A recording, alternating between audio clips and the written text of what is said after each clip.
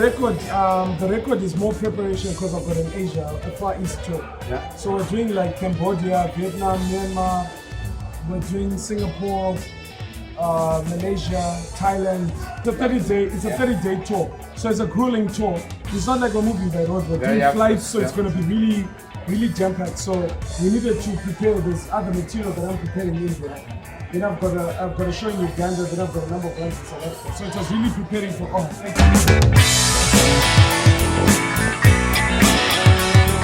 You have to learn how to tell your story to foreigners. Precisely. Yeah, so like this is why you find I do less shows in cinema and more outside. Because as a comedian, it does not help me to perform in Bulawayo. Because I'll just perform stuff that everyone in Bulawayo understands. So when I then go to, say for example, I go to Uganda, and then I'm now telling them about my upbringing in South Africa, they won't understand. So the more I perform in Uganda, I then understand how to articulate something to Uganda. So I'll start looking for similarities and look for things in their culture that are similar to ours.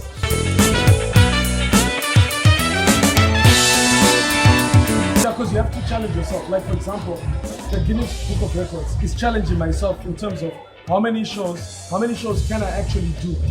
Rather than just doing, everyone always thinks success is having a sold out show in a big venue.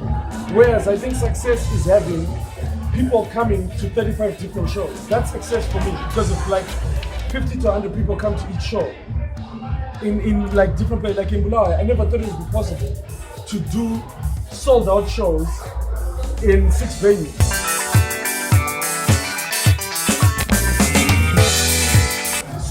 So a couple of things to explain it. So I'm a second generation comedian. So unlike other guys who got into comedy because they were watching Chris Rock, whatever. I grew up watching my dad. My dad was a comedian. That's what he did for a living. He not did for a living. He was a teacher. The part-time he would perform at weddings and that kind of thing. So my dad always used to find joy in like as young as when I was in grade 1. He'd call his friends and like, no, listen to my son telling that joke of mine. So I always used to perform my dad's jokes. So being a second generation comic, that was the first step. But it meant that I also had to carve my own path. When it comes to language, sometimes it's about understanding the audience, and it's also about training the audience. So Zimbabweans will always say stuff like, when I call, why don't you do skits? Why don't you do videos? I want you to do videos or whatever. But I'm like, no, guys, you have to understand. Not every comedian, not every stand-up comedian is an actor. Not every actor is a stand-up comedian. So that's why you end up getting this Christmas that we're getting in Zimbabwe. Where people think, yeah, you can do videos, right? But one of the things that you get, your audience used to consuming your content for free. How are you going to survive? All of these guys were doing videos, like, who's paying them? They're doing videos, they're getting 60,000 views. But how come they're not growing? That's because they're doing a medium where they don't understand that their audience. I'll give an example. I can take a plasma screen, a 65-inch LED screen, and I can sell it in the poorest community for $1, right? I'll obviously be the most popular person if I sold it for $1. Do you understand? Does that mean you're good? Doesn't mean you're good. It means you're selling a product at a low price. You're undercutting the competition. Whereas at the end of the day, you're like, okay, fine. So you're a viral hit. You've got viral videos. Can you perform in South Africa? So South Africa? No.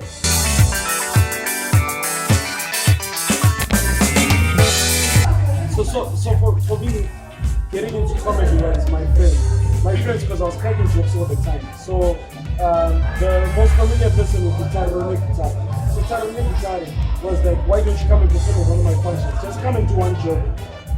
I said, I've got nothing to do. I went to perform, and then everybody was like, tell us now branched into comedy. So now the press was now on my case. Are you a comedian or not?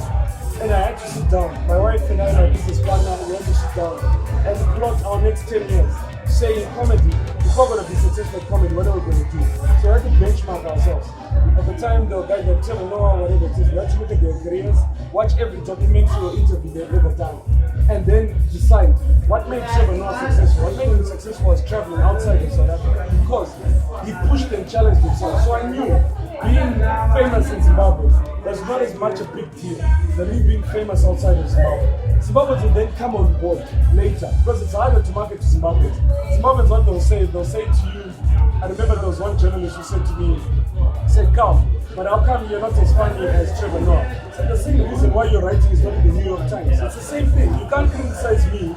Do you understand? You can't criticize me because the same, we're working by the same standards. We're all trying to be, but you find in Zimbabwe, you get a lot more, you guys are not good enough. You know, like, yeah, but you're only good enough with the support you get. If you don't get support, this is why we end up having to perform outside. And then the South Africans say, dude, you're dope.